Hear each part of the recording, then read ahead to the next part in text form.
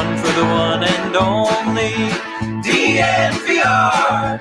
2 goes out to Zach Mace, Arcade at the bar. 3 for Mr. B in that old trophy case. None folks to wait for, well, bring on the chase. Out on the field at Mile High, Broncos win is our desire. Coupled with Breck, Brew and a friend, bleed orange and blue to the bitter end. Come and join us, DNVR. We are DNVR.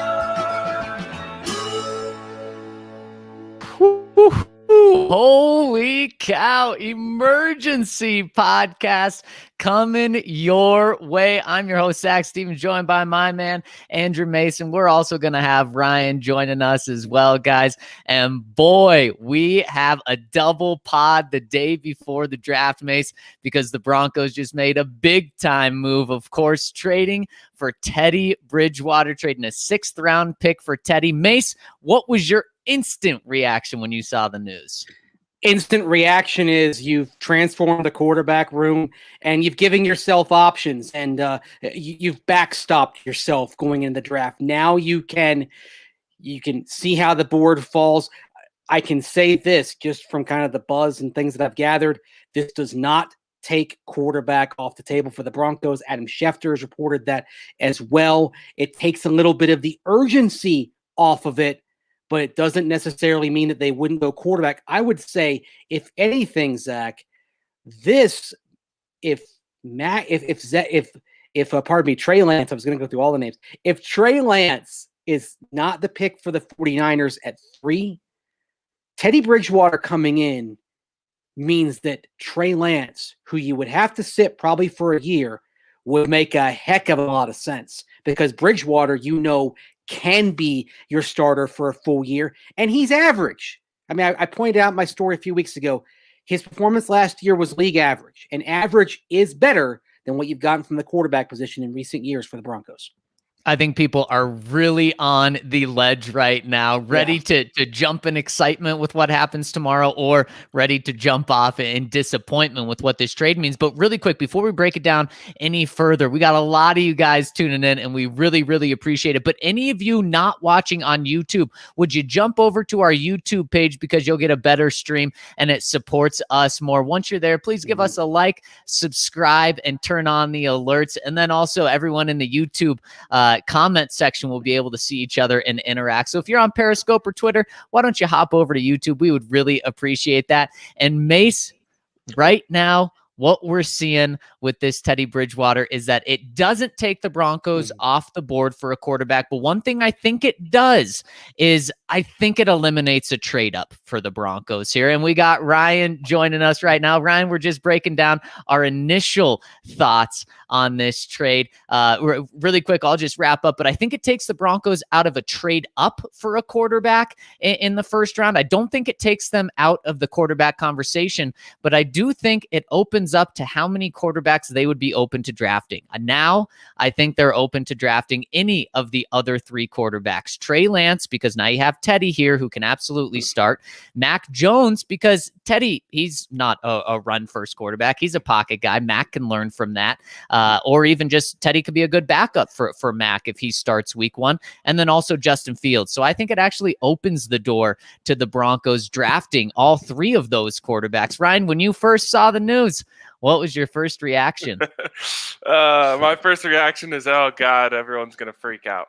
And I'm here to say, like, everyone calm down. Everyone relax. It's all okay. It's all going to be okay.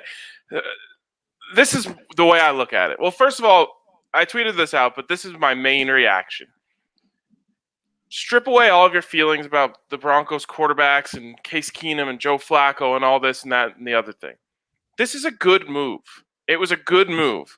You got a solid quarterback who can maybe start for you if you need to, is a very strong backup for a low cost. And here is my big takeaway. An hour ago, when we were on this podcast, or however long ago that was, that we're living in a world where the board could have fallen a certain way, where the Broncos quarterback room going into the season was Drew Lock, Jeff Driscoll, Brett Rippon. Now, we all thought they were going to make a move for a guy like Teddy Bridgewater if that was the case, depending on how the board fell. So the quarterback room just got upgraded. The Broncos traded a 6th-round pick, and they're going to pay $3 million this year for that. I mean, just if you rip away all the other stuff, that's a good move. And that's my reaction to this. And like you said, Zach, there for a second, this doesn't preclude the Broncos from taking a quarterback tomorrow. What it does is it stops them from feeling like they need to get desperate, in my opinion. And I agree with that. And something else that's interesting about this, guys, is like you said, Ryan, it's only going to cost the Broncos $3 million in the 6th-round pick. There is no investment. There is no long-term investment in Teddy Bridgewater right here, which to me says the Broncos don't have a long-term investment at quarterback. And unless you have Tom Brady, guys, that's not a good plan to have. So that's why, to me, when you take a step back, you say exactly that, Ryan. The Broncos upgraded the quarterback room, which is very important, even if he's a backup.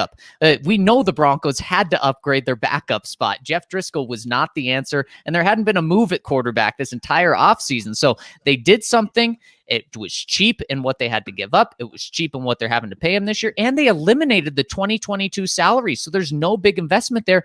But it also tells me, unless you have Tom Brady, guys, you want a big investment in your quarterback plans for the future. And right now the Broncos don't have that. So that's why it just sets up really well for a quarterback to be drafted tomorrow night. And I think a lot of people are going to be very disappointed if this is the only move that's made for the quarterback in the next 30 hours for the Broncos. But if this is the first move and you also get a quarterback in the first round tomorrow, guys, then this is just a fantastic move because it sets you up so well in the most important position of sports. I think this really sets up the opportunity for pure chaos at the quarterback position. And what I mean by that is, like I said, an hour ago, we were living in a world where there's a chance it could be Drew as a starting quarterback. Who knew what backup was? But now I think we could live in a world where the entire quarterback room is completely flipped by a new GM, where George Paton comes in, he trades for Teddy Bridgewater, he drafts Justin Fields and maybe then another quarterback late in the draft, and there's no Drew Lock, there's no Jeff Driscoll, there's no Brett Rippon. I don't know if that's a likelihood, but it totally, to me, just came into the realm of possibility where the whole entire quarterback room could be entirely different by Sunday night.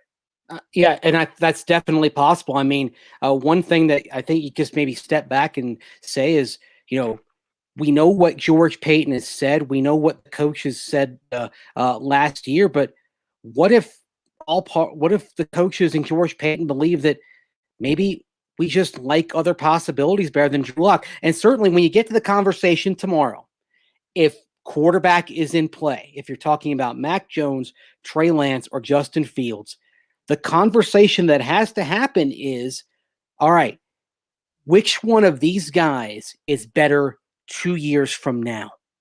And if the answer to that question is it Drew Lock or is it Justin Fields, Drew Lock or Trey Lance, Drew Lock or Mac Jones? And if the answer to those questions with the quarterbacks available is not Drew Lock, you go draft a quarterback, and then truly Bridgewater does become the bridge to the next generation. Absolutely. We got a ton of people tuned in right now, which is so dope. If you're watching, hit us with a thumbs up. If you're enjoying this, even if you don't agree with our takes, maybe you want to subscribe to the channel. But we would appreciate the thumbs up. There you go. Just like that. Thumbs up, subscribe, alert. Sorry, I just had to get that plug in there while we had 500 live viewers. But this is exciting for me because I think out of the three of us, I'm the biggest Trey Lance guy. And I think this does bring Trey Lance back into the fold as a potential option for the Broncos right now. Now, I have been saying that I don't think Trey Lance needs to wait, but I think I'm in the minority there. And Trey Lance, Teddy Bridgewater, that's a great combination. And like I said, I think if they go first-round quarterback tomorrow, they probably do end up trading Drew Lock now that they have Teddy Bridgewater in the fold. But everyone who's freaking out right now, and to be fair, I still don't know what they're going to do tomorrow. They might not draft a quarterback, and all of your feelings right now will still be valid.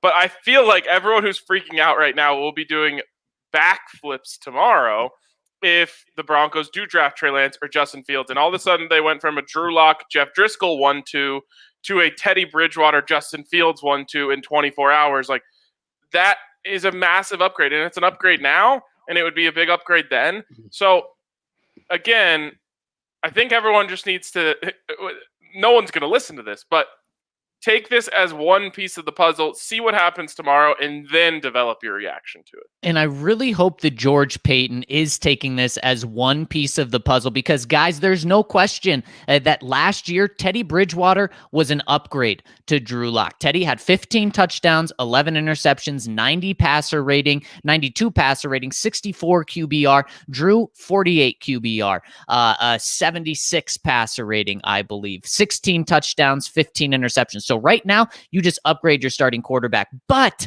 did you upgrade where your starting quarterback ranks in the rest of your division? No, you didn't. Your starting quarterback, regardless if it's Drew or if it's Teddy, if those guys are the same players that they were last year and Drew doesn't take a huge jump, you still have the fourth best quarterback, which is the worst quarterback in the division. But if you just really upgraded your backup, and now you have the best backup in the division, or a great bridge and your quarterback in Teddy, then you're feeling great about this, guys. And so I think this obviously opens the possibilities of the Broncos not drafting a quarterback at 9 tomorrow, but I think it really also opens the door for that. And we just did 3 mock drafts on the podcast we did a couple of hours ago, and we only had one scenario in which there wasn't a top 5 quarterback falling at 9, and it really seemed like a wacky scenario. Now, we weren't doing trades, so maybe with some trades it gets a little less wacky in order for a quarterback not to fall to 9, but in 2 of our 3, you had Justin Fields right there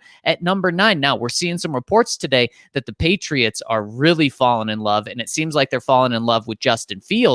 Well, let's say Mac is 3, the Patriots jump up to 4 or 6, and then the Patriots grab Justin Fields.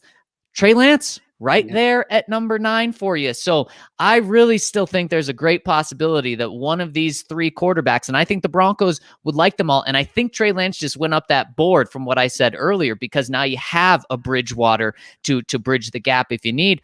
I think the Broncos would be interested in any 3 of all 3 of them.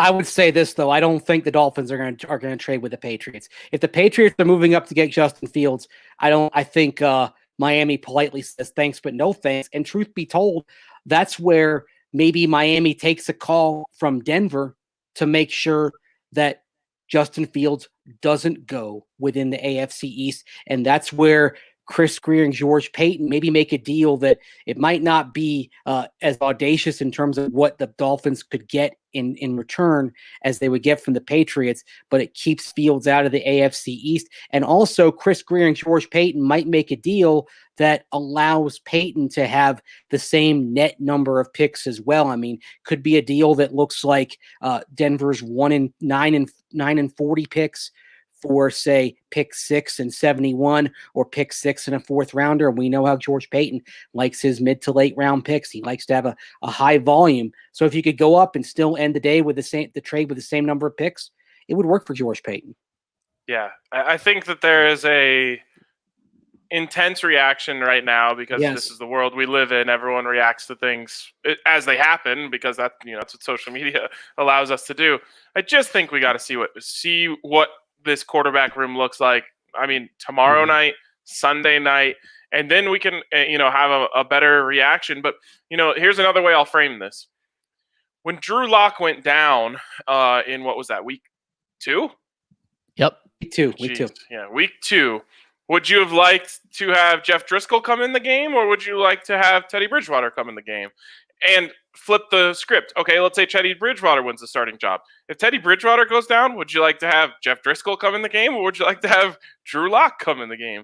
Like, people are tweeting at me, all these guys suck, so it doesn't matter. And it's like, I understand why you look at it that way, but it's a good thing that George Paton doesn't look at it that way. If you can upgrade a position, if you can upgrade your room, then you take that opportunity, and they did that. And I think the biggest part that you have to come away from this is, as it doesn't preclude the Broncos from drafting a quarterback tomorrow, but it does put them in a position to be a little bit more selective with what they want to do. They don't have to get desperate, and when you get desperate, you end up with Paxton Lynch. Yeah, and that's not a place you want to be. But guys, there's also a chance, and very realistic chance, that the Broncos don't draft a quarterback, whether it's because they made this move, whether it's because a guy doesn't fall to them, whether it's because they get too good of an offer to draft one and they trade back in doing that. What would you think if this is the quarterback room going into 2021? And Ryan, I think that would make a lot of people's alarms go off. Like you're saying, just stay calm. But let's say this is it tomorrow night. This is it on Sunday night. How do you feel about the room? And most importantly, who's the Broncos starting quarterback week 1? Man, that's an interesting question. You do have to go back to the years in the system. This would be Drew Lock's second year in the system. That's going to give him a leg up over Teddy Bridgewater in the competition. I think you get a clean and clear competition honestly, I would expect the Broncos to want Drew Lock to win the competition. Whereas we mentioned in other scenarios, if they drafted a first-round quarterback and kept Drew Lock, they're wanting the first-round quarterback to win the competition. I think the Broncos want Drew Lock to win this competition, but at the same time, I think it's a fair and clean and open competition in which I think he actually pulls it out in the end. I'll say that Drew Lock is still the starting quarterback if this is the room going into training camp.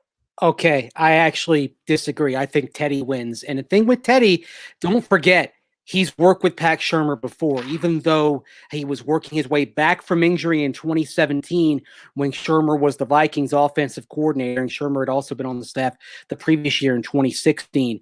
He understands the Shurmur offense. It's not going to be a very steep learning curve for him coming into this scheme. It's really a matter of getting the timing with the receivers and also just being the guy that makes fewer mistakes than Drew Lock. And if Bridgewater comes out there and is who he has been, which is to say an average starting quarterback, looking at what is constructed with the receivers that are in place, you just want a guy who can get the ball there. One thing that Teddy does, he has very good and consistent ball placement.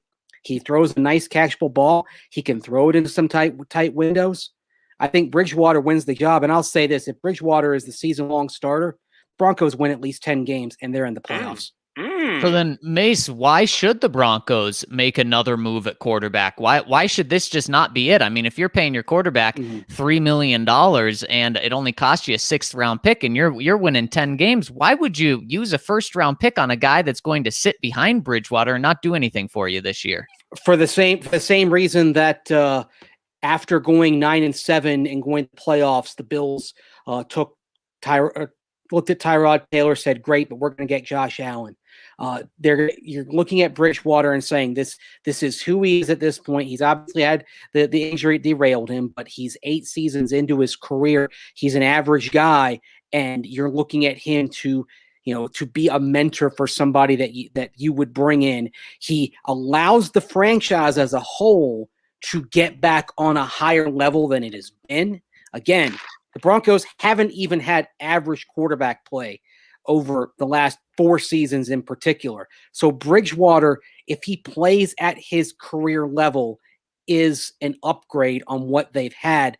But you know that there's a limit to that. There's a limit to where he can go. So if you're smart, you've got the quarterback you've developed. Bridgewater has stabilized, has been a mentor, has helped that young guy along, and then you pass the baton. Basically, you're doing what Buffalo did when they brought in Josh Allen, except with Trey Lance, for example, who I think needs a year of incubation. You've already got him in your building. Yeah, and what we're talking about, Teddy Bridgewater, is we know exactly who he is, and I think that guy is what Vic Fangio and what Pat Shurmur would lean on and want to lean on come training camp for what's a prove-it year for those guys. So that's why I think Teddy Bridgewater would win the job this year. But what we know about Teddy Bridgewater, guys, he has 2, maybe even 3 seasons that you can point to and say, okay, this is who he is, where he started over 10 games. He's done that 3 times, guys. The first time, his rookie year, 14 touchdowns, 12 interceptions. Okay, rookie year, whatever. Second year, 14 touchdowns, 9 interceptions. Okay, that 14 number seems pretty good for touchdowns. And not good, but like that's kind of where he is. And then last year, he started 15 games, 15 touchdowns, 11 interceptions. That's what Teddy Bridgewater is. And last year, when he was with a bad team and had 15 touchdowns, 11 interceptions, they went 4-11. When he was with a good team, his second year in Minnesota, and had 14 touchdowns, 9 interceptions, they went 11-5. So he is very much the pilot. He is not the plane, as RK would say. And if he has a great cast around him, well, then he can steer them in the right direction. If he doesn't, he's not going to get you anywhere. And to have a quarterback that lasts 10, 15 years as one franchise, as a franchise quarterback, you can't have a guy that's just the pilot the whole time. And so that's the argument for, okay, the Broncos still have to make another move, even while upgrading. You missed something on those stats, though, and I think the key number for Teddy is completion percentage. Rookie, 64.4. Second year, 65.3. He doesn't play extensively again until he gets to the Saints, and then 2019, 67.9. Last year, 69.1. And that's something that matters. He is a more accurate quarterback than you've had. And I think that's the key element of why I think if he played, he'd make the Broncos better. Again, not Super Bowl contention, but he'd make them better. Yeah. One last question I have on the stats. What were his numbers? What was it, a 5-game stretch in New Orleans? Yep, he had 67.9% completion. He threw for 1,300 yards over those 5 games, which is which is 153 yards per game, and he had 9 touchdowns to 2 interceptions. Okay, so that's arguably the best 5-game stretch of his career, and it was arguably the best team he was on in his career, with the best weapons. I think the Broncos' weaponry, comparatively to all those teams, is probably the closest to what the Saints had when he was there. So again, the passing yards numbers are very paltry, but you love the completion. In that time with the Saints, it was actually 260 yards per game in those 5 starts. So that is what you're hoping for. Like that's probably the ceiling for Teddy B. And if he ends up being the starter and wins that job, that's what you're hoping for, right? 9-2 touchdown to interception ratio is fantastic. 260 yards a game definitely gets the job done. 67% completion percentage is fantastic. So you're, like you said, Zach, pilot, not the plane. But again, you got to see what this team does. I think I think Peyton took a page out of the John Elway book here, which is make moves that make you less obvious and less desperate come draft time. And I think that's exactly what this is. The Broncos maybe now don't feel like they have to try to jump up to 4 because they need to upgrade in the quarterback room. And some people might argue that they wish they did feel that way. But a lot of times GMs want to make moves that say, okay, now we can just see how the board falls. We don't have to get jumpy and reactionary to what's happening in front of us. Yeah, you're right about that. And this is something that could have happened, guys, 3 months ago, 2 months ago. After the Broncos didn't acquire Matthew Stafford, they did talk to the Carolina Panthers about acquiring Teddy Bridgewater. And the holdup was, how much are the Broncos and how much are the Panthers going to pay Teddy Bridgewater? The Panthers didn't want to send him off and have to pay a lot of his salary, and the Broncos didn't want to acquire him for the salary that he was on. And the Broncos had an advantage because it wasn't like Jimmy Garoppolo, where the Panthers could have cut him for only $2 million in dead cap. No, if they would have cut him, it would have cost them a lot. So what ended up happening was the closer we got to the draft, it was very, very clear, especially after acquiring Sam Darnold, that Carolina was not going to stick with Teddy Bridgewater. So that's kind of the timing for this, is the Panthers said, shoot, we just have to move on from him. They end up eating $7 million in his guaranteed money. Broncos end up only having to pay $3 million of that guaranteed money, which is a great move for the Broncos. But that's why you're seeing the timing of right now. It's not necessarily, the Broncos realize they hate all of these quarterbacks in the draft. They have to go make a move. This is their only move. This is the final move. It's just the Panthers were kind of up against it and getting more up against it with the draft tomorrow. Do you think that any of the teams in front of the Broncos would be interested in Drew Lock if the Broncos try to trade up for a quarterback? Detroit. I think Detroit is the one. even though nothing happened with Stafford back in January, and of course the Rams ended, and the Lions end up getting a nice price from the Rams for Stafford. I think if you're kind of saying, okay, let's make a match here, that's the one that probably makes the most sense if you did move Luck. It makes so much sense. And not only does it make sense because they have Jared Goff and they don't really need a huge investment at quarterback in the first round, but they could use a developmental guy, right? And so Drew Lock on the cheap, I mean, maybe it is just a 9 and Drew Lock to move up to 7. I think the Broncos would also have to throw a 3rd, 4th, 5th at him, but not a huge investment from the Broncos. And then Detroit still gets a great player in the first round by moving back to 9, but now they also have their developmental quarterback if they want him. And also, guys, Detroit showed a lot of interest in wanting Drew Lock when the Broncos were talking to them. So it would make sense because it's a guy that they could want too. I think so too. And maybe Atlanta, but I think it sounds like Atlanta's pretty dead set on Kyle Pitts, which good for them. I kind of respect them just being like, look, we think he's the best football player in this draft. We're not moving back. We're taking him. I respect the hell out of that. But I do think that maybe if the Broncos wanted to get super aggressive, that would make sense. But again, I think that this move was made to not force the Broncos or put the Broncos in a position where they're not forced to be uber aggressive. Yeah, I agree. And guys, do you think this takes them out of trading up for a quarterback in the first round like I do? I don't. I think it takes them out of trading into the top 5. Yeah. And really just to 4. I think that now they sit there and they watch the board develop and they say, okay, Justin Fields is there at 6. We're going for him. I don't think it stops them from trading up. I just think, again, it allows them to feel like they have options and they can allow the board to come to them rather than feeling like they have to chase something. Yeah. And I totally understand that. And this probably also does open up the avenue of the Broncos trading back for a non-quarterback, right? Absolutely. Yeah. I mean, that's got to be the odds of that had to go up significantly, I think. And where are we talking about, Mace? I mean, where do you think they end up trading back to if it is a trade back now? I think it'd be interesting to see a trade to 14. Of course, George Payton's old spot. Minnesota has picked 14, but Minnesota has, usually is in that asset acquisition mode that George Payton is in. So maybe you are talking about a little bit lower than that. There are a lot of people who believe that the draft in terms of first round sure talents kind of stops at pick 16. So maybe you are talking about, even if it's not for a quarterback, Chicago, Washington at 19, 20, maybe Pittsburgh sitting there in the 20s gets a little bit frisky, I think, or even Miami. If the Broncos haven't traded up with Miami, the Dolphins may be moving up from 18 to 9. So there are some things in play here.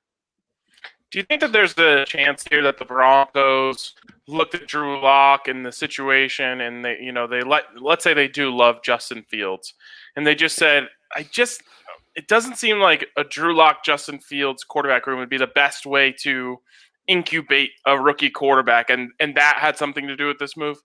Absolutely. 100%. And if that's the case, then you would think that would actually make the chances of the Broncos moving up to 6 even more likely, because this is a step in their plan. This is step 1. Then the next step is trading up. Then the step after that is trading for Justin Fields. And guys, I think we all said it would kind of be it's not the ideal situation. The Broncos don't have the ideal situation before this trade for Teddy Bridgewater to bring a rookie along, because you may think that Mac Jones is the guy that is most likely or most ready to start in the NFL outside of Trevor Lawrence of these quarterbacks. But what happens if he gets in and you say, oh, okay, he's like a typical rookie. He needs 4, 5, 6 weeks. You can make that case for all of these guys then. And is Drew Lock really the guy that would make the most sense to start? No, it probably is more so of a Teddy Bridgewater.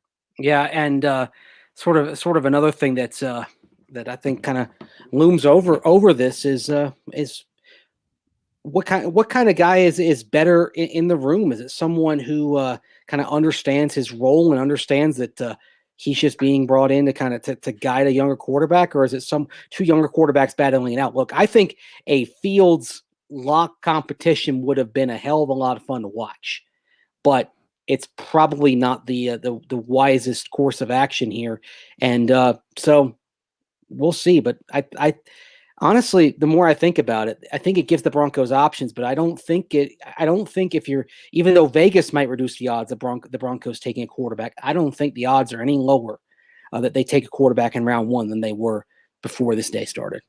Yeah, it's like you look at the potential scenarios and you say, okay, now with Teddy Bridgewater in the fold, the scenarios are competition between Drew and Teddy. That makes perfect sense. That's great. Or not great, but it just makes sense.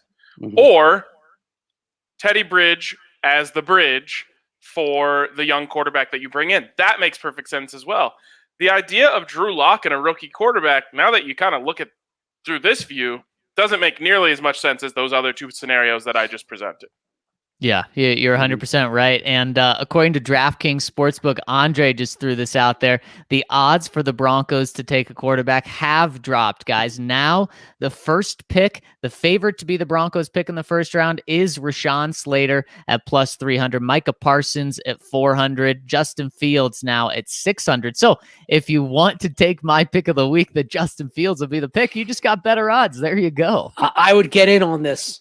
Honestly, if you haven't put money on the quarterback before, I would get in on this right now. Would you sprinkle numbers? Both Lance and Fields? I'd actually go I'd go all three because you got some different odds. I'd maybe put I'd put $1 on Mac Jones and $2 on Fields, $2 on Lance, perhaps. I'd do the coward bet to make sure that I made money regardless if they picked any quarterback. I would only lose money if they didn't pick a quarterback. Fair enough. All right. Well, I guess with this. Oh, and we got a super chat here, so let's get. Well, okay, you can put it up. Put it up. This show has become crap on Lock every show. You guys act like he's a 5-year vet. He showed nothing. You act like all these rookie QBs are sure hits. I really don't think we act like that. I've remained pro Drew Lock this entire time. I just said that I think he would beat Teddy Bridgewater in a open competition. So I really don't think that that's the way that it's been. I know that you two are definitely lower on Drew Lock than I am, but I don't think anyone's crapping on him. I don't think we're crapping on him. For me, it's a numbers argument. It's, a top 12 quarterback is roughly 50-50 to be the long-term guy in the draft.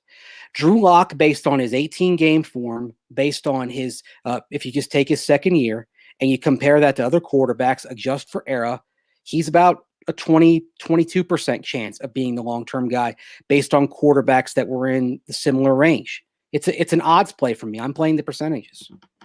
Yeah, and Drew Lock would have a chance to win this job, but I mean, right now, guys, we're not convinced that Drew Lock is going to be here by the end of the weekend. We're not convinced that the Broncos. I'm certainly not convinced that the Broncos think he's the guy. So I think you have to look at all of these other scenarios. The Broncos tried to trade for Matthew Stafford. They tried to trade for Teddy Bridgewater a couple of months ago. Now they made that trade happen, and we know that quarterback is still in play for them at 9 right now. And guys, quarterback is the most important position in all of sports. So if you're not talking about how to get a big upgrade, then what are you doing? If you have a good team but no quarterback, you're going to be the Denver Broncos of these past 5 years.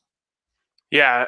I mean, again, I still think Drew has a chance, but who knows if the Broncos feel that way? I've said it before. I'll say it again. I think the fair thing would be to see what Drew Lock can do in the second year in an offense. But this is the NFL. It's not fair. Teams are. It's a win now league. It's all these guys have jobs on the line. Vic Fangio's job's on the line. Pat Shurmur's job's on the line. So they're not interested in what's fair. They're interested in what's the best thing that gives them the best chance to win. We'll see what they think that is when push comes to shove. I will say that if it does come down to Drew Lock and Teddy Bridgewater, we're going to have a hell of a lot of fun with the old QB scoreboard, busting out the QB scoreboard again.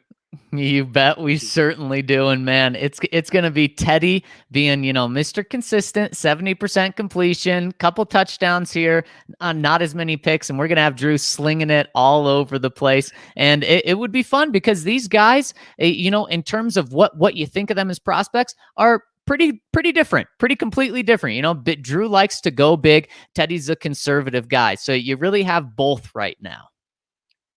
Yeah, absolutely. All right. Well, as we finished our last live portion with our predictions for what the Broncos would do, I guess with another dispatch here, you get a chance to change your positions. Do either of you want to change your position? I'm changing it a tiny bit. I'm going to say the Broncos stay at 9 and take whatever quarterback is there. Like I said, I think this opens the possibility for certainly it being Mac Jones as well as Justin Fields. And also, I think it adds to Trey Lance being their guy as well. So I'm going to say Broncos stay at 9. And I'll say for the sake of this, I'll say Justin Fields still. Okay. I'm still sticking with the double trade down Najee Harris, but very hard to read. And I went with that, and I'm like, okay, there's really probably about a 10 to 15% chance of this happening. There's just there's a lot in play right now, and I know it's kind of a cop out. I would not be surprised at anything at 9. But I'm also thinking is that there is going to be some action in terms of trading up, and that may cause the Broncos to trade down. Man, so this morning I was in the position of the Broncos trade back and take JOK. I think I don't know. I'm looking at Teddy Bridgewater, and remember I said I wasn't feeling the QB vibes. I'm kind of feeling the QB vibes now. I kind of think that the Broncos view him as the perfect guy to have in there with their young quarterback who they go out and get. And because I just for some reason don't think Fields is going to be there. So I'm going to say that with the 9th pick, the Broncos get Trey Lance. I will jump off the couch. I said I wasn't going to jump off the couch. I will jump off the couch at the DNVR bar. But are you planning the parade? Yeah, plan the parade, all the things. It's going to be, a delayed parade, but the parade plans will be in place. Start at the DNVR bar and work your way down to Civic Center Park through Colfax. Man, what a blast! So when in 2024, 2023? Yeah, something like that. where's the Super Bowl I love it. Yeah, I don't know. Hopefully, Arizona. Wait, one's supposed to be in Las Vegas at some point. Oh, that'd be nice too. we got Los Angeles this year. We got Phoenix next year, and then 2024. Looks like they haven't decided on the host yet. Okay, so Vegas. Keep the Super Bowl in the West. I like that plan. Yeah, but maybe New Orleans. That'd be awesome. All right. Well, that is super exciting. We got a comment here from Peter says, wait, are all three of you going to be at the bar in the lounge doing a live show? I will be there with Andre and Henry. We'll have both of these guys on the show as well. We will be live for the entirety of the draft, or at least all of the first round, all of the second round, and then we'll recap it all after the 4th through 7th rounds finish on day 3. But make sure you guys tune in. It's going to be awesome. We're going to have all sorts of incredible content, guests, fun discussions, and everything throughout the entire draft. So this worked out great because we got a bunch of new eyes on us to promote the show for tomorrow. But appreciate you guys for tuning in. I think that's going to wrap it up here for us on this live show.